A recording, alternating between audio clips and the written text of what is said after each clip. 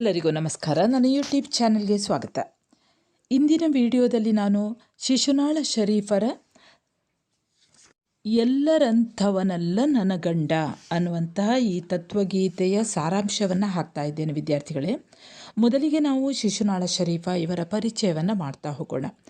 ಶಿಶುನಾಳ ಶರೀಫರು ಎಂದೇ ಪ್ರಸಿದ್ಧರಾಗಿರುವಂತಹ ಮೊಹಮ್ಮದ್ ಶರೀಫ ಇವರು ಹುಟ್ಟಿದ್ದು ಹಾವೇರಿ ಜಿಲ್ಲೆಯ ಶಿಗ್ಗಾಂವಿ ತಾಲೂಕಿನ ಶಿಶುವಿನಹಾಳ ಗ್ರಾಮದಲ್ಲಿ. ಕ್ರಿಸ್ತಶಕ 1819 ಮಾರ್ಚ್ 7ರಂದು ಇವರು ಜನಿಸಿದರು. ಇವರ ತಂದೆಯ ಹೆಸರು ಇಮಾಮ್ ಹಜರತ್, ತಾಯಿಯ ಹೆಸರು ಹಜ್ಜುಮಾ. ಇವರು ಮುಲ್ಕಿ ಪರೀಕ್ಷೆಯನ್ನು ಪಾಸ್ ಮಾಡಿಕೊಳ್ತಾರೆ. ಮುಲ್ಕಿ ಪರೀಕ್ಷೆ ಅಂದರೆ 7ನೇ ವರ್ಗದ ಪರೀಕ್ಷೆ. ಇದೊಂದು ಅರ್ಹತಾ ಪರೀಕ್ಷೆ. ಇವರು ಈ ಪರೀಕ್ಷೆಯನ್ನು ಪಾಸ್ ಮಾಡಿದ ನಂತರ ಪ್ರಾಥಮಿಕ ಶಾಲೆಯಲ್ಲಿ ಶಿಕ್ಷಕರಾಗಿ ಸೇವೆ ಸಲ್ಲಿಸ್ತಾರೆ. ಇವರಿಗೆ ಸಣ್ಣ ಪ್ರಾಯದಿಂದಲೇ ಆಧ್ಯಾತ್ಮಿಕ ವಿಚಾರಗಳ ಬಗೆಗೆ ಒಲವಿದ್ದಂತಹ ಈ ಶರೀಫರಿಗೆ ಕಳಸದ ಗೋವಿಂದ ಭಟ್ಟರು ಗುರುಗಳಾಗಿ ದೊರೆಯುತ್ತಾರೆ. ಅವರಿಂದ ಹಿಂದೂ ತತ್ವಶಾಸ್ತ್ರದ ಸ್ವರೂಪವನ್ನೆಲ್ಲ ತಿಳ್ಕೊಳ್ತಾರೆ. ತನ್ನ ಮಗ ಶಾಲೆಯನ್ನು ಬಿಟ್ಟು ಕೆಲಸವನ್ನು ಬಿಟ್ಟು ಆಧ್ಯಾತ್ಮ ಚಿಂತನೆಯಲ್ಲಿ ತೊಡಗಿಸಿಕೊಂಡದ್ದರಿಂದ ಸ್ವಲ್ಪ ಅವರ ಮನಸ್ಸು ಬದಲಾವಣೆ ಆಗಲಿ ಅನ್ನುವಂತಹ ಕಾರಣದಿಂದ ಕುಂದಗೋಳದ ಫಾತಿಮಾ ಅನ್ನುವಂತಹ ಹುಡುಗಿಯೊಂದಿಗೆ ಮೊಹಮ್ಮದ್ ಶರೀಫರ ಮದುವೆಯನ್ನು ಮಾಡ್ತಾರೆ. ಎಳೆಯ ವಯಸ್ಸಿನಲ್ಲೇ ಇವರು ಶರಣರ ವಚನಗಳನ್ನು ಬಹಳ ಚೆನ್ನಾಗಿ ಹಾಡ್ತಾ ಇದ್ದರು. ಹಿಂದೂ ಮುಸ್ಲಿಂ ಎರಡೂ ಧರ್ಮಗಳ ತತ್ವಗಳನ್ನು ಒಂದೇ ನೆಲೆಯಲ್ಲಿ ಸ್ವೀಕರಿಸಿ ಅದರ ಈ ಧರ್ಮದ ಮೂಲ ಅಂಶಗಳನ್ನು ಅರಗಿಸಿಕೊಂಡು ಸ್ವರವಚನಗಳನ್ನು ಅಥವಾ ತತ್ವಪದಗಳನ್ನು ಇವರು ರಚಿಸ್ತಾರೆ. ಮುಸ್ಲಿಂ ಜನಾಂಗದಿಂದ ಬಂದಂತಹ ಮೊದಲ ಕನ್ನಡದ ಕವಿ ಶರೀಫ. ಇವರು ಹಿಂದೂ ಮುಸ್ಲಿಂ ಬಾಂಧವ್ಯದ ಪ್ರತೀಕವಾಗಿದ್ದಾರೆ. ಇವತ್ತಿಗೂ ಕೂಡ ಸಂತ ಶಿಶುನಾಳ ಶರೀಫರ ಹಾಡುಗಳು ಇವತ್ತಿಗೂ ಕೂಡ ಏನು ಎವರ್ಗ್ರೀನ್ ಅಂತ ಹೇಳ್ತೇವೆ ನೋಡಿ, ಇವತ್ತಿನವರೆಗೂ ಎಲ್ಲರೂ ಹಾಡ್ತಾರೆ. ಇವರ ಹೆಸರು ಕೂಡ ಇಂದಿನವರೆಗೂ ಅಜರಾಮರವಾಗಿಯೇ ಉಳಿದಿದೆ. ಈ ಒಂದು ಗೀತೆಯ ಆಶಯ ನೋಡ್ಕೊಳ್ಳಿ ವಿದ್ಯಾರ್ಥಿಗಳೇ. ಆಶಯ ಏನಂದರೆ ಗುರು ಶಿಷ್ಯರ ಹಾಗೆ ಭಗವಂತ ಮತ್ತು ಭಕ್ತ ಇವರಿಬ್ಬರ ನಡುವಿನ ಸಂಬಂಧವನ್ನು ಕಲ್ಪಿಸುವಂತಹ ಹಾಗೆ ಗುರುವೊಬ್ಬನ ಪ್ರಭಾವವನ್ನು, ಗುರು ಅಂದರೆ ಇಲ್ಲಿ ಭಗವಂತ ಅಂತ ತಿಳ್ಕೊಳ್ಬೇಕು, ಹಾಗೆ ಶಿಷ್ಯ ಅಂದರೆ ಭಕ್ತ, ಗುರುವೊಬ್ಬನ ಪ್ರಭಾವವನ್ನು ಶಿಷ್ಯ ಹಾಡಿ ಹೇಳುವ ರೀತಿ ಈ ಕವನದಲ್ಲಿದೆ. ಜೀವಕ್ಕೆ ಹತ್ತಿಕೊಂಡ ಇಂದ್ರಿಯ ಚಾಪಲ್ಯಗಳನ್ನು ಬಾಧೆಗಳನ್ನು ಗುರು ಹೇಗೆ ರಮಿಸಿ ದಂಡಿಸಿ ತೆಗೆದರು ಎನ್ನುವಂತಹ ಚಿತ್ರವನ್ನು, ಹಾಗೆ ಹೆಣ್ಣೊಬ್ಬಳು ಹೇಗೆ ತನ್ನ ಗಂಡನಿಂದ ಹಲವು ದುರ್ಗುಣಗಳನ್ನು ಕಳೆದುಕೊಂಡು ಪರಿಶುದ್ಧಳಾದಳು ಎನ್ನುವ ಈ ರೀತಿಯನ್ನು ಹೇಳುವಂತಹ ಪ್ರತಿಮಾತ್ಮಕ ಕವನ ಇದು. ಹೆಣ್ಣು ಮತ್ತೊಬ್ಬಳಿಗೆ ಅಂದರೆ ಹೆಣ್ಣು ತನ್ನ ಗೆಳತಿಗೆ ತನ್ನ ಗಂಡನ ರೀತಿ ನೀತಿಗಳನ್ನು ವರ್ಣಿಸುವಂತಹ ರೀತಿಯಲ್ಲಿ ಈ ಕವನ ರಚನೆಯಾಗಿದೆ. ಸಾಂಸಾರಿಕ ವಿವರಣೆಗಳ ಮೂಲಕ ಆಧ್ಯಾತ್ಮಿಕ ಅರ್ಥವನ್ನು ಹೊಮ್ಮಿಸುವಂಥದ್ದು ಕೂಡ ಈ ಪದ್ಯದಲ್ಲಿ ನಾವು ಗಮನಿಸಬಹುದು. ಆಚೀಚೆ ಹೋಗದಂತೆ ಮಾಡಿದ, ಅಕ್ಕ ತಂಗಿಯರನ್ನು ಅಗಲಿಸಿದ, ಸವತಿಯ ಸೊಂಟ ಮುರಿದ, ಅತ್ತೆ ಮಾವರ ಬೆಳೆಸಿದ, ಮಕ್ಕಳ ಮಮತೆ ಇತ್ಯಾದಿ ಗಂಡ ತೋರಿಸಿದ ಬಗೆಯನ್ನು ಕುರಿತು ಹೆಣ್ಣೊಬ್ಬಳು ತನ್ನ ಗೆಳತಿಗೆ ಹೇಳುತ್ತಾಳೆ. ಹೆಣ್ಣಿನ ವಾಸ್ತವದ ಅನುಭವದ ಎಲ್ಲ ವಿವರಗಳು ಆಧ್ಯಾತ್ಮಿಕವಾದ ಅರ್ಥ ಪಡೆದು ವ್ಯಕ್ತಿಯೊಬ್ಬರೂ ಸಂಸಾರ ಬಂಧನದಿಂದ ಮುಕ್ತನಾಗುವಂತಹ ಪರಿ ಈ ತತ್ವಪದದಲ್ಲಿ ಧ್ವನಿತವಾಗಿದೆ. ಇಡೀ ಕವನವನ್ನು ಮಧುರ ಭಕ್ತಿಯ ಸಾಧನೆಯ ಮಾರ್ಗದಲ್ಲಿ ನಡೆದ ಅಕ್ಕ ಮಹಾದೇವಿಯ ಶರಣ ಸತಿ ಲಿಂಗಪತಿ ಅನ್ನುವಂಥ ಭಾವದಂತೆ ಪರಮಾತ್ಮನನ್ನು ಪತಿಗೆ ಹಾಗೂ ಜೀವಾತ್ಮರಾದ ತಮ್ಮನ್ನು ಸತಿಗೆ ಹೋಲಿಸಿಕೊಂಡು ಶರೀಫರು ಬರೆದಿದ್ದಾರೆ. ಈಗ ನಾವು ನೇರವಾಗಿ ಈ ತತ್ವಪದದ ಕಡೆಗೆ ಬರೋಣ.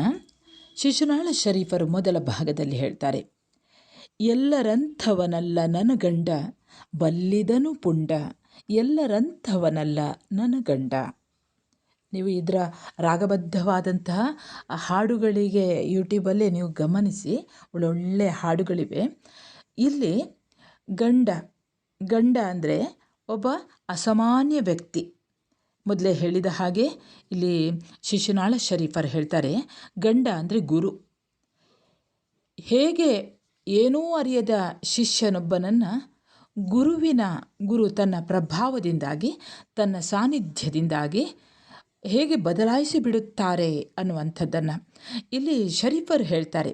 ಏನೂ ಅರಿಯದ ಶಿಷ್ಯನೊಬ್ಬ ಗುರುವಿನ ಸಾನ್ನಿಧ್ಯದಿಂದ ತಾನು ಹೇಗೆ ಬದಲಾದೆ, ತನ್ನಲ್ಲಿರುವಂತಹ ಅವಗುಣಗಳನ್ನು ತಾನು ಕಳೆದುಕೊಂಡು ಹೇಗೆ ಪರಿಪೂರ್ಣನಾದೆ ಅನ್ನೋದನ್ನು ಈ ತತ್ವ ಪದದಲ್ಲಿ ಹೇಳುತ್ತಾರೆ. ಈ ಒಂದು ಅರಿವು, ಈ ಒಂದು ಬದಲಾವಣೆಯಿಂದಾಗಿ ಈ ಒಂದು ಸುಧಾರಣೆಯ ಪ್ರಕ್ರಿಯೆ ಒಮ್ಮೆಲೇ ನಡೀಲಿಲ್ಲ. ಅದು ಹಂತ ಹಂತವಾಗಿ ನಡೆಯುವಂಥದ್ದು.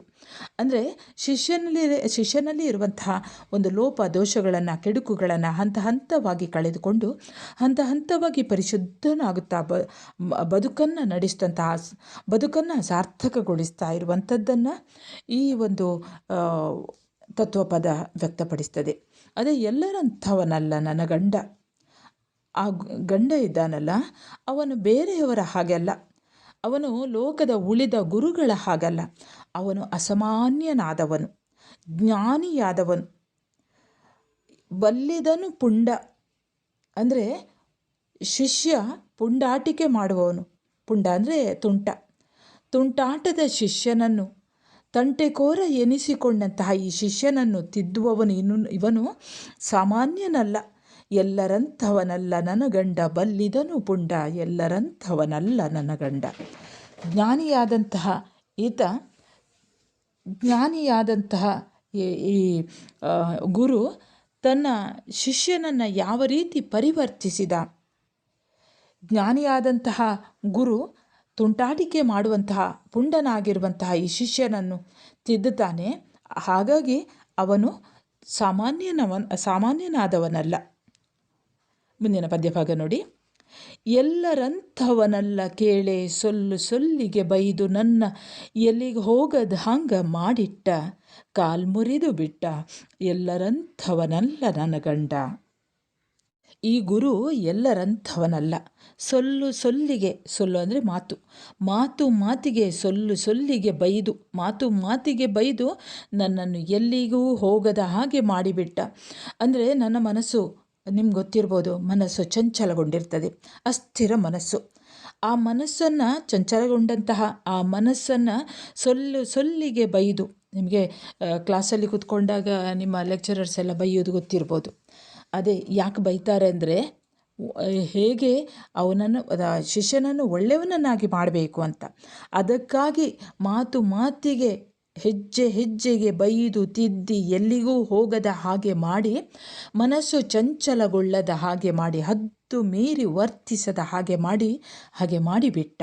ಎಲ್ಲಿಗೂ ಹೋಗದ ಹಂಗೆ ಮಾಡಿಬಿಟ್ಟ. ಕಾಲನ್ನು ಮುರಿದು ಬಿಟ್ಟ. ಅಂದರೆ ಎಲ್ಲಿಗೂ ಓಡಾಡದ ಹಾಗೆ ಮಾತಿನಲ್ಲೇ ತಡೆದು ತನ್ನ ಕಾಲನ್ನು ಮುರಿದು ಬಿಟ್ಟ. ಇಲ್ಲಿ ನೇರವಾಗಿ ಕಾಲನ್ನು ಮುರಿಯುವುದು ಅಂತ ತಿಳ್ಕೊಳ್ಬೇಡಿ ವಿದ್ಯಾರ್ಥಿಗಳೇ. ಮಾತಿನಲ್ಲೇ ಕಟ್ಟಿ ಹಾಕುವಂಥದ್ದು, ಎಲ್ಲಿಗೂ ಹೋಗದ ಹಾಗೆ ಈ ಶಿಕ್ಷಣದಲ್ಲೇ, ವಿದ್ಯೆಯಲ್ಲೇ ಮುಂದುವರಿಯುವ ಹಾಗೆ ಮಾಡುವಂಥದ್ದು. ಅಂದರೆ ಈ ಗುರು ಎಲ್ಲರ ಹಾಗಲ್ಲ. ಅವ ಹೆಜ್ಜೆಗೂ ನಡೆ ನುಡಿಗಳ ಕ್ರಮವನ್ನು ಹೇಳಿಕೊಡ್ತಾ ಹೋಗ್ತಾನೆ. ಮಾತು ಮನುಷ್ಯನಲ್ಲಿ ಬುದ್ಧಿಯನ್ನು ಬೆಳೆಸುವುದರಿಂದ ಮಾತನ್ನು ತಿದ್ದುವ ಮೂಲಕ ಬುದ್ಧಿಯನ್ನು ತಿದ್ದಿದ್ದಾರೆ. ಹೀಗೆ ತಿದ್ದಿ ತನ್ನ ಮನಸ್ಸು ಚಂಚಲಗೊಳ್ಳದ ಹಾಗೆ ಸ್ಥಿರಗೊಳಿಸಿದ್ದಾನೆ.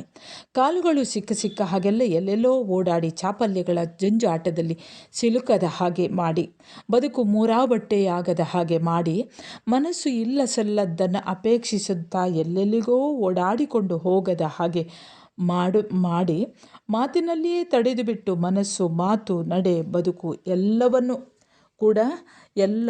ಕೂಡ ಒಂದೆಡೆ ತಡೆದಿಟ್ಟು ತಿದ್ದಿದ್ದಾನೆ. ಮನಸ್ಸನ್ನು ಹದಗೊಳಿಸಿದ್ದಾನೆ. ಅಕ್ಷರ ಜ್ಞಾನವನ್ನು ಬಿತ್ತಿದ್ದಾನೆ. ತಿಳುವಳಿಕೆಯ ನೀರನ್ನು ಎರೆದು ನ್ಯೂನತೆಗಳನ್ನು ಕಳೆದು ನ್ಯೂನತೆಗಳು ಅನ್ನುವಂತಹ ಕಳೆಗಳನ್ನು ಕಿತ್ತು ಒಳ್ಳೆಯ ಬೆಳೆ ಬೆಳೆಯುವ ಹಾಗೆ ಜ್ಞಾನಾರ್ಜನೆಯನ್ನು ಮಾಡಿ ಅದರ ಫಲವನ್ನು ಉಣ್ಣುವ ಹಾಗೆ ಕರುಣಿಸಿದ್ದಾನೆ. ಹಾಗಾಗಿ ಎಲ್ಲರಂಥವನಲ್ಲ ನನ್ನ ಗಂಡ. ಹಾಗಾಗಿ ಇವರು ಎಲ್ಲರ ಹಾಗಿನವನಲ್ಲ. 3ನೇ ಪದ್ಯ ಭಾಗ ಗಮನಿಸಿ. ಈಗ ಮಾತಾಪಿತರು ಮನೆಯೊಳಿರಿತಿರಲು ಮನಸೋತು ಮೂವರು ಪ್ರೀತಿ ಗೆಳೆತನ ಮಾತೊಳಿರುತ್ತಿರಲು, ಮೈನರೆತು ಮಾಯದಿ ಘಾತವಾಯಿತು ಯೌವನವು ಬರಲು, ದೂತೆ ಕೇಳ್ನಿಮ್ಮವನು ಶೋಭನ ರೀತಿ ಚಾರವನೆಲ್ಲ ತೀರಿಸಿ ಪ್ರೀತಿಯಲ್ಲಿ ಮೈಮಾಟ ಮಾಡಿದನೆ, ಮಮತೆಯಲ್ಲಿ ಕೂಡಿದ ಎಲ್ಲರಂಥವನಲ್ಲ ನನ್ನ ಗಂಡ. ಈ ದೇಹ ಅನ್ನೋದು ಒಂದು ಮನೆ ಇದ್ದ ಹಾಗೆ. ಅಂದರೆ ತತ್ವಪದಗಳ ಒಳಗೆ ಆಳವಾದ ಜ್ಞಾನಗಳಿರ್ತವೆ. ನೇರ ನೋಟಕ್ಕೆ ಸರಳವಾಗಿರ್ತದೆ, ಆದರೆ ಒಳ ಹೊಕ್ಕಂತೆಲ್ಲ ಇನ್ನಷ್ಟು ಅರಿವುಗಳ ಜ್ಞಾನವೇ ತುಂಬಿರ್ತದೆ.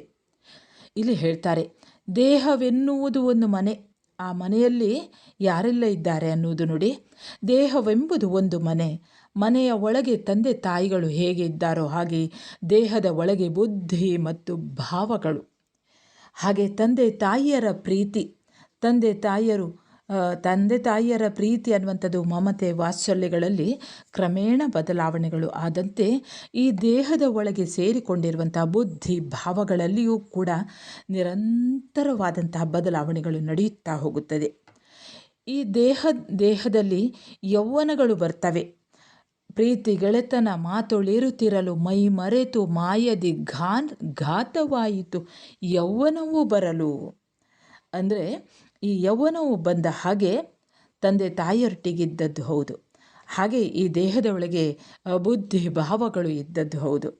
ಆದರೆ ಈ ದೇಹ ಬೆಳೆದ ಹಾಗೆಲ್ಲ, ದೇಹದ ಒಳಗೆ ಈ ದೇಹಕ್ಕೆ ಯೌವನ ಬಂದ ಹಾಗೆಲ್ಲ ದೇಹಕ್ಕೆ, ಮಾತಿಗೆ, ಮನಸ್ಸಿಗೆ ಬಗೆಯ ಸೆಳೆತಗಳು ಬಂದವು. ದೇಹ ಬೆಳೆದಂತೆ ಎಲ್ಲೆಲ್ಲೋ ಆಕರ್ಷಣೆಗಳು ಬಂದವು. ದೇಹ ಈ ಯೌವನದ ಹೊಡೆತಕ್ಕೆ ಸಿಲುಕಿಕೊಂಡಾಗಲೇ ಗುರು ಬಂದು ತನ್ನನ್ನು ಒಲಿಸಿಕೊಂಡು ಪ್ರೀತಿಯಿಂದ ದೇಹ, ಮಾತು, ಮನಸ್ಸುಗಳನ್ನು ಬಗೆಯಿಂದ ತಿದ್ದಿ ಬುದ್ಧಿ ಭಾವಗಳಿಗೆ ಕಡಿವಾಣ ಬಿಗಿದು ಬದುಕಿನ ಆಚಾರ ವಿಚಾರಗಳನ್ನು ತಿಳಿಯಪಡಿಸಿ ಪ್ರೀತಿಯಿಂದ ಈ ದೇಹ, ಮಾತು, ಮನಸ್ಸುಗಳನ್ನು ಒಪ್ಪಗೊಳಿಸಿದ್ದಾನೆ. ಶೋಭನ ರೀತಿಚಾರವನ್ನೆಲ್ಲ ತೀರಿಸಿ ಪ್ರೀತಿಯಲ್ಲಿ ಮೈಮಾಟ ಮಾಡಿದನೆ. ಅಂದರೆ ಇವನ್ನೆಲ್ಲ ಎಲ್ಲೆಲ್ಲೋ ಹೋಗ್ತಾ ಇರುವಂಥ ಈ ಮನಸ್ಸುಗಳನ್ನೆಲ್ಲ ಬಗೆಯಿಂದ ಆತ ತಿದ್ದಿದ, ಆಚಾರ ವಿಚಾರಗಳನ್ನು ತಿಳಿಸಿಕೊಟ್ಟ, ಪ್ರೀತಿಯಿಂದ ದೇಹ, ಮಾತು, ಮನಸ್ಸುಗಳನ್ನು ಒಪ್ಪಗೊಳಿಸಿದ್ದ, ಶೋಭನೆ ಮಾಡುವುದು ಅಥವಾ ಶೋಭೆಗೊಳಿಸುವುದು, ಒಪ್ಪಗೊಳಿಸುವುದು. ಪ್ರೀತಿಯಿಂದ ದೇಹ, ಮಾತು, ಮನಸ್ಸುಗಳನ್ನೆಲ್ಲ ಒಪ್ಪಗೊಳಿಸಿದ್ದಾನೆ. ಮಾತ್ರವಲ್ಲ, ವಾತ್ಸಲ್ಯದಲ್ಲಿ ನನ್ನನ್ನು ತಿದ್ದಿದ್ದಾನೆ. ಮಮತೆಯಿಂದ ವಾತ್ಸಲ್ಯದಿಂದ ನನ್ನನ್ನು ತನ್ನನ್ನು ಶಿಷ್ಯನನ್ನಾಗಿ ಸ್ವೀಕರಿಸಿದ್ದಾನೆ ಅನ್ನುವಂಥದ್ದನ್ನು ಇಲ್ಲಿ ಶಿಶುನಾಳ ಶರೀಫರು ಹೇಳ್ತಾರೆ. ಮುಂದಿನ ಭಾಗ ನೋಡಿ. ಅಕ್ಕ ತಂಗಿಯರಾರು ಮಂದಿಗಳ ಅಗಲಿಸಿನ ಐವರ ಕಕ್ಕುಲಾತಿಯ ಅಣ್ಣ ತಮ್ಮಗಳ ನೆದರ ನೆತ್ಯ ಮ್ಯಾಲಕ ಹೊಕ್ಕಗೊಡಿಸದೆ 10 ದಿಕ್ಕುಗಳ ತೆಕ್ಕೆಯೊಳು ಬಿಗಿದಪ್ಪಿ ಚುಂಬಿಸಿ ಸೊಕ್ಕಿಸಿದ ತಾಂಬೂಲ ರಸಗುಟುಕಿಕ್ಕಿ ಅಕ್ಕರೆತಿಯಲಿ ನಗುವನು ತಾಬಲು ರಸಿಕನೀತ ಎಲ್ಲರಂಥವನಲ್ಲ ನನ್ನ ಗಂಡ. ಅಕ್ಕ ತಂಗಿಯರು 6 ಮಂದಿ ಅಕ್ಕ ತಂಗಿಯರಿದ್ದಾರಂತೆ. ಅವರು 6 ಮಂದಿ ಇದ್ದಾರೆ. 6 ಜನ ಈ ಅಕ್ಕ ತಂಗಿಯರು. ಅವರು ಯಾರು ಅಂದರೆ ಕಾಮ, ಕ್ರೋಧ, ಲೋಭ, ಮೋಹ, ಮದ, ಮತ್ಸರ ಇವೆಲ್ಲ ಅಕ್ಕ ತಂಗಿಯರು. ನಮ್ಮ ದೇಹದ ಒಳಗೇ ಬಂದವರು ಇವರಿಂದ ಬಿಡಿಸಿ ತಂದ ಈ ಗಂಡ, ಈ ಗುರು ಇವರಿಂದ ಬಿಡಿಸಿಬಿಟ್ಟ. ಈ ಮನುಷ್ಯರಿಗೆ ಒಡ ಹುಟ್ಟಿದ ಅಕ್ಕ ತಂಗಿಯರ ಹಾಗೆ ಕಾಮ, ಕ್ರೋಧ, ಲೋಭ, ಮೋಹ, ಮದ, ಮತ್ಸರಗಳೆಂಬ ಮನುಷ್ಯ ಜನ್ಮದೊಂದಿಗೆ ದೇಹಕ್ಕೆ ಅಂಟಿಕೊಂಡೇ ಬರುವಂಥ ಈ ವೈರಿಗಳು, ಇವು ಬದುಕಿನ ಜಂಜಾಟಕ್ಕೆ ಕಾರಣವಾಗುವಂಥವು. ಹಾಗೆಯೇ ಒಡ ಹುಟ್ಟಿದ ಅಣ್ಣ ತಮ್ಮಂದಿರೂ ಕೂಡ ಇದ್ದಾರಂತೆ. ಈ ಅಣ್ಣ ತಮ್ಮಂದಿರು ಹೇಗೆ ಅಂದರೆ, ಈ ದೇಹದ ಪಂಚೇಂದ್ರಿಯಗಳು ಇದ್ದ ಹಾಗೆ, ಕಣ್ಣು, ಕಿವಿ, ಮೂಗು, ನಾಲಿಗೆ, ಚರ್ಮಗಳು ಅನ್ನುವಂಥ 5 ಪಂಚೇಂದ್ರಿಯಗಳು, ಇವು ಕೂಡ ಹುಟ್ಟುವಾಗಲೇ ದೇಹಕ್ಕೆ ಸೇರಿಕೊಂಡವುಗಳು. ಈ ಷಡ್ವೈರಿಗಳು ಅಕ್ಕ ತಂಗಿಯರು, ಈ ಪಂಚೇಂದ್ರಿಯಗಳು ಅಣ್ಣ ತಮ್ಮಂದಿರು, ಈ ದೇಹವನ್ನು ಧರಿಸಿ ಬಂದಂತಹ ಮನುಷ್ಯನನ್ನು ಪದೇ ದಾರಿ ತಪ್ಪಿಸುವಂಥವುಗಳು. ಬದುಕಿನ ನಾಶಕ್ಕೆ ಕಾರಣವಾಗುವಂತಹ ಇಂತಹ ಆಕರ್ಷಣೆಗಳಿಗೆ ತಾನು ತುತ್ತಾಗದ ಹಾಗೆ ತನ್ನ ಮೇಲೆ ಕರುಣೆಯ ನೋಟವನ್ನು ಹಾಯಿಸಿ ತನ್ನನ್ನು ಈ ಕಾಮ, ಕ್ರೋಧಾದಿ ಷಡ್ವೈರಿಗಳ ಆಕ್ರಮದಿಂದ ಮತ್ತು ಈ ಪಂಚೇಂದ್ರಿಯಗಳ ಆಕರ್ಷಣೆಯಿಂದ ಬಿಡಿಸಿ ಈ ಅಸಾಮಾನ್ಯ ಗುರು, ಎಲ್ಲರಂಥವನಲ್ಲ ನನ್ನ ಗಂಡ, ಅಸಾಮಾನ್ಯನಾದಂತಹ ಗುರು ನನ್ನನ್ನು ಕಾಪಾಡಿದ್ದಾನೆ. 10 ಕಡೆಗಳಿಂದ ಬರುವಂಥ ಈ ಆಕರ್ಷಣೆಗಳಿಗೆ, ಸೆಳೆತಗಳಿಗೆ ತಾನು ಒಳಗಾಗದಂತೆ ಅವು ತನ್ನ ದೇಹ ಮನಸ್ಸುಗಳಿಗೆ ಪ್ರವೇಶಿಸದ ಹಾಗೆ, ತನ್ನ ದೇಹವನ್ನು ಜರ್ಜರಿತಗೊಳಿಸದ ಹಾಗೆ, ತನ್ನ ಮನಸ್ಸು ಎಲ್ಲೆಲ್ಲೋ ಮೂಲೆ ಮೂಲೆಗೆ ಸುತ್ತಾಡಿಸದ ಹಾಗೆ, ಚಂಚಲಗೊಳಿಸದ ಹಾಗೆ ಸ್ಥಿರಗೊಳಿಸಿದ್ದಾನೆ. ಈ ಶಿಷ್ಯ ಅನ್ನುವಂತಹ ಮಮಕಾರದಿಂದ ದೈಹಿಕ ಮಾನಸಿಕ ನೈತಿಕ ಚೌಕಟ್ಟಿನೊಳಗೆ ಸೇರಿಸಿಕೊಂಡು ತನ್ನ ಶಿಷ್ಯ ವಾತ್ಸಲ್ಯ ಅನ್ನುವಂತಹ ಬಾಹುಗಳಿಂದ ಬರಸೆಳೆದು ಆಲಂಗಿಸಿ ರಕ್ಷಿಸಿದ್ದಾನೆ. ಬಲು ರಸಿಕನೀತ ಇವನು. ಈ ರಸಭಾವಗಳನ್ನು ಬಲ್ಲಂಥ ಈ ರಸಿಕನಾದಂತಹ ಗುರು ಶಿಷ್ಯ ಎಲ್ಲೆಲ್ಲೋ ಹೋಗಬಾರ್ದು ಅಂತ ಯೋಚನೆ ಮಾಡಿಕೊಂಡು ಗುಟುಕುಗಳನ್ನು ಕೊಟ್ಟು ಎಲ್ಲೆಲ್ಲೋ ಹೋಗಬಾರ್ದಂಥ ಪ್ರೀತಿಯಿಂದ ನೋಡಿಕೊಂಡು ರಸಭಾವಗಳನ್ನು ಬಲ್ಲಂಥ ಈ ಗುರು, ರಸಿಕನಾದಂತಹ ಗುರು, ತಾನು ಕಂಡುಕೊಂಡ ಅನುಭವದ ರಸಾಮೃತವನ್ನು ತನಗೆ ಪ್ರೀತಿಯಿಂದ ಉಣಿಸಿದ್ದಾನೆ. ಮುಂದಿನ ಭಾಗ ನೋಡಿ. ತುಂಟ ಸವತಿಯ ಸೊಂಟ ಮುರಿ ಹೊಡೆದ, ಒಣಪಂಟ ಮಾತಿನ ಗಂಟು ಕಳ್ಳರ ಮನೆಗೆ ಬರಗೊಡದ 18 ಮಂದಿ ಕುಂಟಲಿಯರ ಹಾದಿಯನು ಕಡಿದ. ಕುಂಟ ಕುರುಡಾರೆಂಟು ಮಂದಿ ಗಂಟು ಬಿದ್ದರೆ ಅವರ ಕಾಣುತ್ತ ಗಂಟಲಕ್ಕೆ ಗಾಣಾದ ನೀಳಕ್ಕ ತಕ್ಕವನೇ ಸಿಕ್ಕ, ಎಲ್ಲರಂಥವನಲ್ಲ ನನ್ನ ಗಂಡ. ತುಂಟ ಸವತಿಯ ಸೊಂಟ ಮುರಿ ಹೊಡೆದ ಅಂದರೆ ಮನುಷ್ಯ ಬಹಳಷ್ಟು ಬಹುತೇಕ ಅವನತಿಗೆ ಕಾರಣವಾಗುವಂತಹ ಆತನ ಚಂಚಲ ಮನಸ್ಸಿನಿಂದಾಗಿ ಎಷ್ಟೋ ಜನ ಯಾವುದ್ಯಾವುದೋ ಹಾದಿ ತಪ್ಪಿದ್ದಾರೆ. ಈ ಚಂಚಲ ಮನಸ್ಸಿನಿಂದಾಗಿ ವಿದ್ಯಾರ್ಥಿಗಳು ಎಲ್ಲೆಲ್ಲೋ ಹಾದಿ ತಪ್ತಾ ಹೋಗ್ತಾ ಇದ್ದಾರೆ. ಚಂಚಲ ಮನಸ್ಸನ್ನು ಒಂದೆಡೆ ಹಿಡಿದಿಟ್ಟುಕೊಳ್ಳುವಂತಹ ಸರಿಯಾದ ಗುರುಗಳು ದೊರೆಯದೆ ಹೀಗೆ ಏನೇನೋ ಅನಾಹುತಗಳಾಗ್ತಾ ಇವೆ. ಇದನ್ನು ಹೇಳ್ತಾರೆ ಶಿಶುನಾಳ ಶರೀಫರು. ಮನುಷ್ಯನ ಬಹುತೇಕ ಅವನತಿಗೆ ಕಾರಣವಾಗುವಂತಹ ಆತನ ಚಂಚಲ ಮನಸ್ಸು ಅಥವಾ ಲೋಕದ ವ್ಯವಹಾರಗಳಿಗೆ ಕೆರಳುವ ಮನಸ್ಸು. ಆ ಮನಸ್ಸು ತುಂಟ ಸವತಿ ಇದ್ದ ಹಾಗೆ. ಮನಸ್ಸನ್ನು ಸದಾ ಒಂದಲ್ಲ ಒಂದು ಕಾರಣಕ್ಕಾಗಿ, ಸವತಿ ಅಂದರೆ 2ನೇ ಹೆಂಡತಿ, ಒಬ್ಬಳೇ ಹೆಂಡತಿಯೇ ಕಾಡಿದ್ದು ಸಾಕಾಗಿ ಹೋಗಿರ್ತದೆ. ಇನ್ನು 2ನೇ ಹೆಂಡತಿ ಅಂದರೆ ಅದೇ ಚಂಚಲ ಮನಸ್ಸು. ಈ ಮನಸ್ಸನ್ನು ಸದಾ ಒಂದಲ್ಲ ಒಂದು ಕಾರಣಕ್ಕಾಗಿ ಕಾಡುತ್ತಾ, ಪೀಡಿಸುತ್ತಾ, ಕೆರಳಿಸುತ್ತಲೇ ಇರುತ್ತದೆ. ಗುರು ಅಂತಹ ಮನಸ್ಸನ್ನು ಅತಿತ್ತ ಚಲಿಸದಂತೆ ಹಿಡಿತಕ್ಕೆ ತಂದು ನಿಲ್ಲಿಸಿದ್ದಾನೆ. ಬದುಕಿಗೆ, ಅದರ ಸಾಧನೆಗೆ ನಿಮ್ಗೆ ಗೊತ್ತಿರ್ಬೋದು, ಈ ಸಾಧನೆಗೆ ತುಂಬ ಅಡ್ಡಿ ಉಂಟಾಗುವುದೇ ಮಾತುಗಳು, ಒಣಹರಟೆ ಅಂತ ಹೇಳ್ತಾರೆ. ಈ ಒಣಹರಟೆಗೆ ಮನಸ್ಸು ಬಲಿಯಾಗದ ಹಾಗೆ ತಡೆದಿದ್ದಾನೆ. ಏನೇನೋ ನೆಪ ಹೇಳಿ ಮನಸ್ಸಿಗೆ ಲಗ್ಗೆ ಹಾಕಿ ಮನಸ್ಸಿನ ನೆಮ್ಮದಿಯನ್ನು ಕೊಳ್ಳೆ ಹೊಡೆಯುವಂಥ ಈ ಭಾವಗಳನ್ನು ಹತ್ತಿರಕ್ಕೆ ಬಾರದ ಹಾಗೆ ಆ ಗುರು ತಡೆದಿದ್ದಾನೆ. ಬದುಕಿನಲ್ಲಿ ಪದೇ ಪದೇ ಕಾಡುತ್ತಾ ಮನುಷ್ಯನನ್ನು ನಾಶದ ಅಂಚಿಗೆ ತಳ್ಳುವಂಥ ಈ 18 ವಿಧದಂಥ ಗಂಟು ಕಳ್ಳರ ಮನೆಗೆ ಬರಗೊಡದ 18 ಮಂದಿ ಕುಂಟಲಿಯರ ಹಾದಿಯನ್ನು ಕಡಿದ ಅಂದರೆ ಈ 18 ಮಂದಿ ಈ ದೇಹವನ್ನು, ಮನುಷ್ಯನನ್ನು ನಾಶದ ಅಂಚಿಗೆ ತಳ್ಳುವಂಥ 18 ವಿಧದ ದೋಷಗಳು, ಅದಕ್ಕೆ ವಿಷ್ಣ ಅಂತ ಹೇಳ್ತಾರೆ. ಈ 18 ವಿಧದ ದೋಷಗಳನ್ನು ತನ್ನ ಬದುಕಿನೊಳಗೆ ನುಸುಳದಂತೆ ತಡೆದು ರಕ್ಷಣೆಯನ್ನು ಒದಗಿಸಿದ್ದಾನೆ. ದೇಹಕ್ಕೆ ಸಮಸ್ಯೆಯನ್ನು ಉಂಟು ಮಾಡುವಂತಹ, ತೊಂದರೆಯನ್ನು ಉಂಟು ಮಾಡುವವರು ಅಷ್ಟು ಮಾತ್ರ ಅಲ್ಲ, ಇನ್ನೂ ಇದ್ದಾರೆ. ಕುಂಟಲಿಯರ ಹಾದಿಯನ್ನು ಕಡಿದ, ಹೇಗೆ ಗಂಟು ಕಳ್ಳರ ಮನೆಗೆ ಬರಗೊಡದ ಆ 18 ಮಂದಿಯನ್ನು ಬರದ ಹಾಗೆ ಮಾಡಿದ.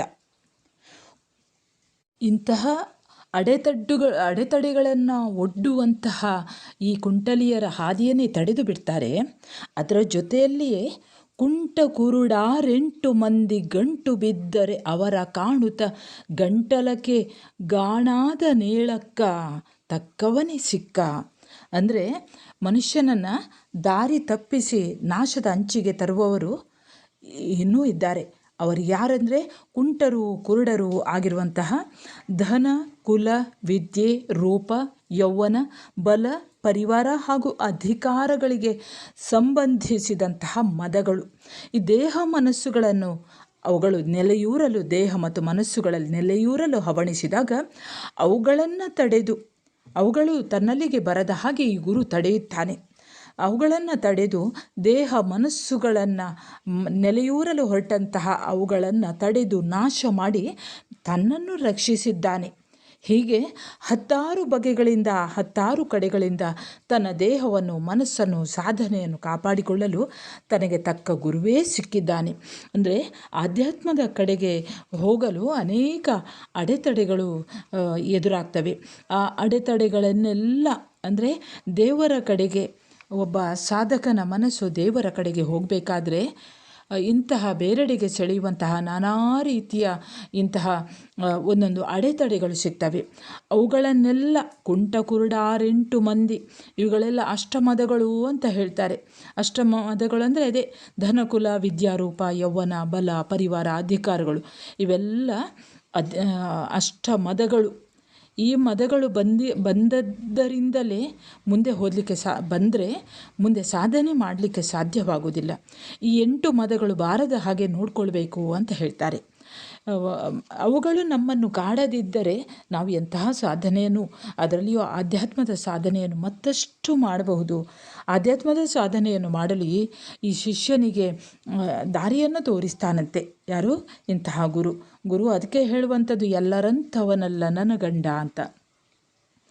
ಹೀಗೆ 10 ಕಡೆಗಳಿಂದ ತನ್ನ ದೇಹವನ್ನು ಮನಸ್ಸನ್ನು ಸಾಧನೆಯನ್ನು ಕಾಪಾಡಿಕೊಳ್ಳಲು ತನಗೆ ತಕ್ಕಂತಹ ಗುರುವೇ ಸಿಕ್ಕಿದ್ದಾನೆ. ತನ್ನ ಬದುಕಿನ ಈ ಸಾರ್ಥಕ್ಯಕ್ಕೆ ಕಾರಣರಾಗಿರುವಂತಹ ಈ ಗುರು ಎಲ್ಲರಂಥವನಲ್ಲ. ಇವನು ಬಹಳಷ್ಟು ಅಸಾಮಾನ್ಯನಾದವನು. ಸಾಮಾನ್ಯನಲ್ಲ ಈ ಗುರು, ಅಸಾಮಾನ್ಯನಾದವನು. ಮುಂದೆ ಹೇಳ್ತಾರೆ ನೋಡಿ. ಅತ್ತೆ ಮಾವರ ಮನೆಯ ಬೆಡಿಸಿದನೆ, ಮತ್ತಲ್ಲಿ ಪ್ರೀತಿಯ ಮಕ್ಕಳೈವರ ಮಮತೆ ಕೆಡಿಸಿದನೆ. ಕೈ ಹಿಡಿದು ತಂದು ರತ್ನ ಜ್ಯೋತಿಯ ಪ್ರಭೆಯೊಳಿರಿಸಿದನೆ. ಎತ್ತ ಹೋಗದೆ ಚಿತ್ತ ಅಗಲದೆ ಗೊತ್ತಿನಲ್ಲೇ ಇಟ್ಟು ನನ್ನ ಮುತ್ತಿನ ಮೂಗುತಿಯ ಕೊಟ್ಟಾನೆ. ಇನ್ನೆಂತ ದಿಟ್ಟನೆ ಎಲ್ಲರಂಥವನಲ್ಲ ನನ್ನ ಗಂಡ. ಈ ಒಂದು ಪದಗಳೆಲ್ಲ ಒಳಗೆ ತತ್ವ ಸಾರಗಳನ್ನು ಅಡಗಿಸಿಕೊಂಡಿರುವಂತಹ ಪದಗಳು ಇವುಗಳು. ಮೇಲ್ನೊಟ್ಟಿಗೆ ನಮಗೆ ಅಲ್ಲಿ ಗೊತ್ತಾಗ್ತದೆ ನೋಡಿ.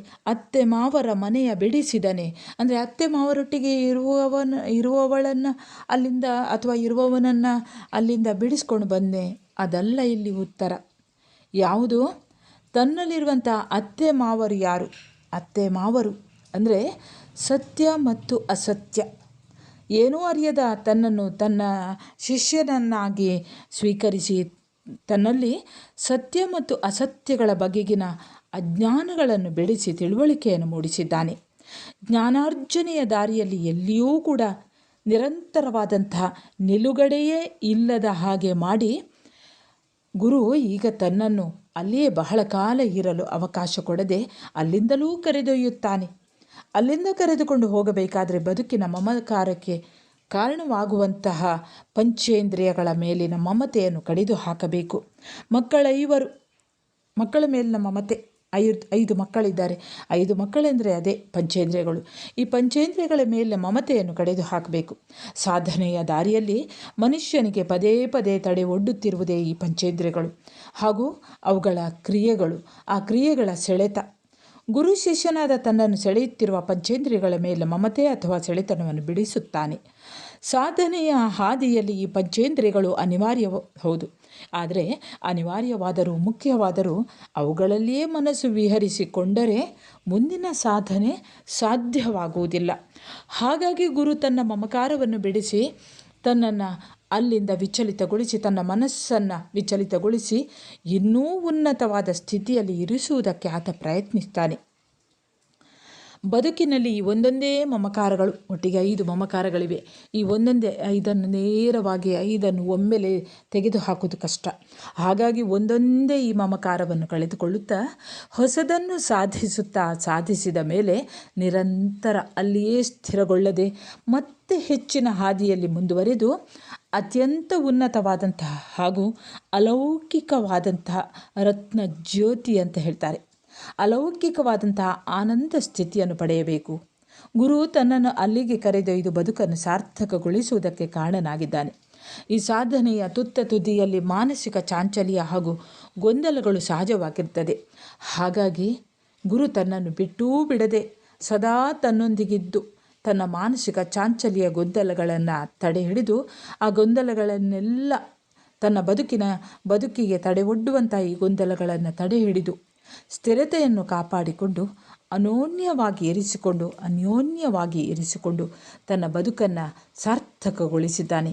ಈ ಗುರು ಸಾಮಾನ್ಯನಾದವನಲ್ಲ, ತನ್ನ ಬದುಕಿಗೆ ಸಾರ್ಥಕಗೊಳಿಸಿದವನೇ ಇವನು.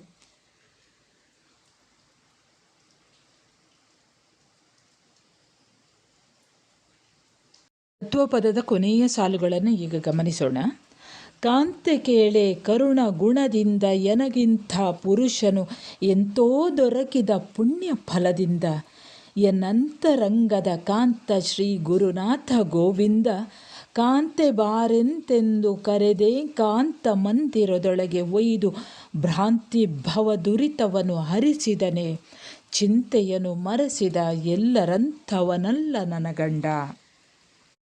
ತನಗೆ ದೊರೆತಂತಹ ಈ ಗುರು, ಶರೀಫರ ಗುರು ಯಾರಂತ ನಿಮಗೆ ಗೊತ್ತಿರ್ಬೋದು, ಮೊದಲೇ ಹೇಳಿದ್ದೇನೆ. ಯಾರು? ಕಳಸದ ಗೋವಿಂದ ಭಟ್ಟರ ಹೆಸರಿನಲ್ಲಿ ಹೇಳ್ತಾರೆ ಅವರು. ಹೇಗೆ ತನಗೆ ಸಿಕ್ಕಿದಂತಹ ಈ ಗುರು ಸಾಮಾನ್ಯನಾದವನಲ್ಲ, ಎಲ್ಲರಂಥವನಲ್ಲ ನನ್ನ ಗಂಡ. ಅಸಾಮಾನ್ಯನಾಗಿ ತನ್ನನ್ನು ಕೂಡ ಅಸಾಮಾನ್ಯನನ್ನಾಗಿ ಮಾಡಬೇಕು ಅನ್ನುವಂತಹ ಒಂದು ಕನಿಕರವುಳ್ಳವನು ಈತ. ಹೇಗೋ ಪೂರ್ವಜನ್ಮದ ಪುಣ್ಯದ ಫಲದಿಂದ ತನಗೆ ಇಂದು ದೊರಕಿದ್ದಾನೆ. ಮಾತ್ರವಲ್ಲ, ಅಂದರೆ ಶ್ರೇಷ್ಠವಾದಂತಹ ಗುರುಗಳು ಅಥವಾ ಶ್ರೇಷ್ಠವಾದಂತಹ ಶಿಷ್ಯರು ದೊರಕಬೇಕಾದರೆ ಪೂರ್ವಜನ್ಮದ ಪುಣ್ಯಫಲ ಇರಬೇಕು ಅಂತ ಹೇಳ್ತಾರೆ. ಪೂರ್ವಜನ್ಮದ ಪುಣ್ಯಫಲ ಇದ್ದರೆ ಮಾತ್ರ ಒಳ್ಳೆಯ ಗುರು, ಅರ್ಥೈಸಿಕೊಡುವಂತಹ ಗುರುಗಳು ಸಿಗ್ತಾರೆ.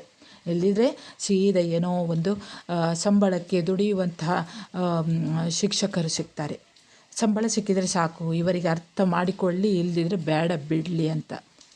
ಆದರೆ ಇಲ್ಲಿ ಹೇಳ್ತಾರೆ, ಶಿಶುನಾಳ ಶರೀಫರು ಹೇಳ್ತಾರೆ, ಅಲ್ಲಿ ಧರ್ಮವನ್ನು ನೀವು ಗಮನಿಸಬಹುದು. ಅಂದರೆ ಇದು ಎರಡೂ ಧರ್ಮಗಳ ಒಂದು ಬಾಂಧವ್ಯ. ಪೂರ್ವಜನ್ಮದ ಪುಣ್ಯದ ಫಲದಿಂದಾಗಿ ನನಗೆ ಈ ಗುರು ಸಿಕ್ಕಿದ. ಮಾತ್ರವಲ್ಲ, ತನ್ನ ದೇಹದ ಒಂದೊಂದೇ ಅವಗುಣಗಳನ್ನು ಕಳೆಯುತ್ತಾ ತನ್ನ ತನಗೆ ಬಂದಂತಹ ಸಂಶಯಗಳನ್ನು ಪರಿಹರಿಸ್ತಾ ತನ್ನ ಅಂತರಂಗಕ್ಕೂ ಲಗ್ಗೆ ಇಟ್ಟಿದ್ದಾನೆ. ಹಾಗಾಗಿ ಈ ಗುರು ಎಂತೋ ದೊರಕಿದ ಪುಣ್ಯ ಫಲದಿಂದ ಎನ್ನ ಅಂತರಂಗದ ಕಾಂತ ಶ್ರೀ ಗುರುನಾಥ ಗೋವಿಂದ. ನನ್ನ ಅಂತರಂಗದ ಈ ಗುರು ಇವನು ಅಂತರಂಗಕ್ಕೆ ಒಡೆಯನಾಗಿದ್ದಾನೆ. ತನ್ನ ಮನಸ್ಸಿನಲ್ಲಿರುವಂತಹ ಸಣ್ಣ ಸಣ್ಣ ಭಾವನೆಗಳನ್ನು, ಆಸೆ ಆಕಾಂಕ್ಷೆಗಳು, ವ್ಯಾಮೋಹ ಸೆಳೆತಗಳನ್ನು, ಅಂದರೆ ಮನುಷ್ಯರಿಗೆ ಇದೆಲ್ಲ ಇದ್ದದ್ದೇ. ಸಣ್ಣ ಸಣ್ಣ ಸೆಳೆತಗಳು ಬಂದುಬಿಟ್ಟಿದ್ದಾವೆ ಇರಬೇಕು ಈ ಶಿಷ್ಯನಿಗೆ. ಅವರೇ ಹೇಳ್ತಾರೆ, ತನ್ನ ಮನಸ್ಸಿನ ಕ್ಷುಲ್ಲಕ ಭಾವನೆಗಳನ್ನು, ಆಸೆ ಆಕಾಂಕ್ಷೆಗಳನ್ನು, ವ್ಯಾಮೋಹ ಸೆಳೆತಗಳನ್ನು ತೊಡೆದು ಹಾಕಿ ಮನಸ್ಸನ್ನು ಶುದ್ಧಗೊಳಿಸಿ ನನ್ನನ್ನು ಆಳುತ್ತಿದ್ದಾನೆ. ಈ ಗುರು ಬೇರಾರೂ ಅಲ್ಲ, ಶ್ರೀ ಗುರುನಾಥ ಗೋವಿಂದ ಭಟ್ಟರು. ಈ ಗುರು ಅತ್ಯಂತ ಒಲವಿನಿಂದ, ವಾತ್ಸಲ್ಯದಿಂದ, ಕರುಣೆಯಿಂದ ನನ್ನನ್ನು ಕರೆದು ಏಕಾಂತ ಮಂದಿರದೊಳಗೆ ಕುಳ್ಳಿರಿಸಿ ಭ್ರಾಂತಿಗೆ ನಿಜವೆಂದು ಕಾಣುವ ಈ ಲೋಕದ ಕಿಡುಕುಗಳನ್ನು, ಮನದ ಕಶ್ಮಲಗಳನ್ನು, ಬದುಕಿನ ಸೆಳೆತಗಳನ್ನು, ಸಾಧನೆಯ ಹಾದಿಯಲ್ಲಿ ಅಡೆತಡೆಗಳನ್ನು ತೊಡೆದು ಮನಸ್ಸಿನ ಕಳವಳವನ್ನು ಮರೆಯುವಂತೆ ಮಾಡಿ ಬದುಕನ್ನು ಸಾರ್ಥಕಗೊಳಿಸಿದ್ದಾನೆ. ಒಲವಿನಿಂದ, ವಾತ್ಸಲ್ಯದಿಂದ ಕರೆಸಿದ್ದಾನೆ ನನ್ನನ್ನು ತನ್ನ ಏಕಾಂತ ಮಂದಿರದೊಳಗೆ.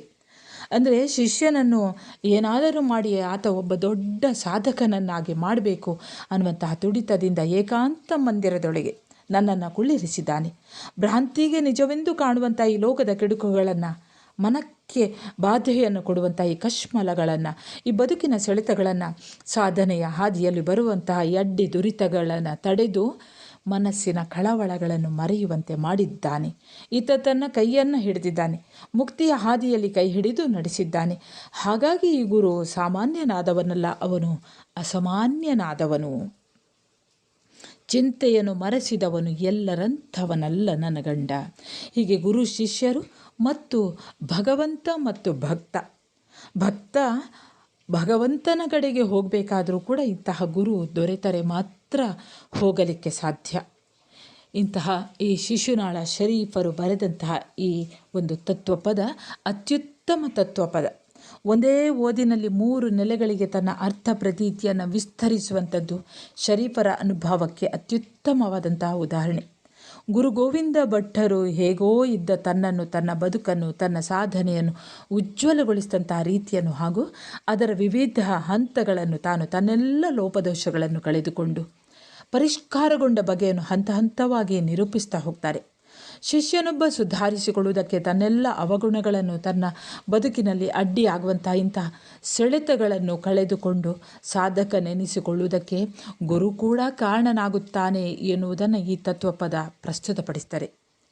ಹಾಗೆ ತನ್ನ ಗಂಡ ತನ್ನೆಲ್ಲ ಅವಗುಣಗಳನ್ನು ತೊಡೆದು ಹಾಕಿ ಬದುಕಿಗೊಂದು ಸಾರ್ಥಕ್ಯವನ್ನು ನೀಡಿದಂತಹ ಗಂಡ ಗುರು ನೀಡಿದಂತಹ ಈ ಒಂದು ಸಾರ್ಥಕ್ಯದ ಹಾದಿಯನ್ನು ತೋರಿಸಿದಂತಹ ಈ ಗುರುವನ್ನು ಹೆಣ್ಣೊಬ್ಬಳು ತನ್ನ ಗೆಳತಿಗೆ ಹೆಮ್ಮೆಯಿಂದ ಹೇಳಿಕೊಳ್ಳುವಂತಹ ರೀತಿ. ಅಂದರೆ ಇಲ್ಲಿಯೇ ಅವಳೇ ಹೇಳುವಂಥದ್ದು, ಎಲ್ಲರಂಥವನಲ್ಲ ನನ್ನ ಗಂಡ ಕೇಳೆ, ಎಲ್ಲರಂಥವನಲ್ಲ. ಅದೇ ಎಲ್ಲರಂಥವನಲ್ಲ ಕೇಳೆ, ಸೊಲ್ಲಿಗೆ ಬೈದು ನನ್ನ ಎಲ್ಲಿಗೆ ಹೋಗದ ಅಂಗ ಮಾಡಿಟ್ಟ, ಕಾಲು ಮುರಿದು ಬಿಟ್ಟ, ಎಲ್ಲರಂಥವನಲ್ಲ ನನ್ನ ಗಂಡ. ತನ್ನ ಗೆಳತಿಗೆ ಹೆಮ್ಮೆಯಿಂದ ಹೇಳಿಕೊಳ್ಳುವಂಥ ರೀತಿಯಲ್ಲಿ ತತ್ವಪದ ನಿರೂಪಿತವಾಗಿದೆ. ಸಾಂಸಾರಿಕ ಚಿತ್ರಣದ ಮೂಲಕ ಹಲವು ನೆಲೆಗಳಿಗೆ ವ್ಯಾಪಿಸುವಂಥ ಈ ತತ್ವಪದ ಶರೀಫರ ಮೇಧಾವಿತನಕ್ಕೆ, ಅವರ ಒಂದು ಅಪರಿಮಿತ ಜ್ಞಾನಕ್ಕೆ ಹಾಗೂ ಅವರ ಸಾಧನೆಗೆ ಅತ್ಯುತ್ತಮವಾದಂತಹ ಸಾಕ್ಷಿ. ಅಂದರೆ ಯಥಾ ರಾಜ ಯಥಾ ಪ್ರಜಾ, ಯಥಾ ಗುರು ತಥಾ ಶಿಷ್ಯ. ಅಂದರೆ ಗುರುವಿಗೂ ಅಷ್ಟು ಆಳವಾದಂಥ ಜ್ಞಾನ ಇದ್ದರೆ ಮಾತ್ರ ಇಂತಹ ಶಿಷ್ಯರನ್ನು ತಯಾರಿಸಬಹುದು. ಗುರು ಗೋವಿಂದ ಭಟ್ಟರು ಇಂತಹ ಒಂದು ಶಿಷ್ಯನನ್ನು ಈ ರೀತಿ ಒಂದು ಪ್ರಪಂಚಕ್ಕೆ ಕೊಟ್ಟಿದ್ದಾರೆ ಅಂದರೆ ಅದೇ ಯಥಾ ಗುರು ತಥಾ ಶಿಷ್ಯ. ಈ ತತ್ವಪದದಲ್ಲಿರುವಂತಹ ಗುರು ಎಲ್ಲರಂಥವನಲ್ಲ, ಹಾಗೆಯೇ ಶಿಷ್ಯನೂ ಕೂಡ. ಸರಿ ವಿದ್ಯಾರ್ಥಿಗಳೇ, ಎಲ್ಲರಂಥವನಲ್ಲ ನನ್ನ ಗಂಡ ಅನ್ನುವಂತಹ ಈ ಒಂದು ತತ್ವಪದದ ಸಾರಾಂಶ ಮುಕ್ತಾಯವಾಗ್ತದೆ. ಸರಿಯಾಗಿ ಕೇಳಿಸಿಕೊಂಡ್ರೆ ನಾನು ಮುಂದೆ ಹೇಳುವಂತಹ ನಿಮ್ಮ ಪರೀಕ್ಷೆಗೆ ಬರುವಂತಹ ಪ್ರಶ್ನೆಗೆ ಉತ್ತರವೂ ಕೂಡ ಇಲ್ಲೇ ಇದೆ. ಗಮನಿಸಬೇಕಾದಂಥ ಸಾಲುಗಳು ನಿಮ್ಮ ಪಠ್ಯದಲ್ಲೇ ಇದೆ. ಅಂದರೆ ಸಂದರ್ಭಕ್ಕೆ ಬರುವಂಥದ್ದು. ಎಲ್ಲರಂಥವನಲ್ಲ ನನ್ನ ಗಂಡ, ಎರಡನೇ ಸಾಲು, ಎರಡನೇ ಪ್ರಶ್ನೆ.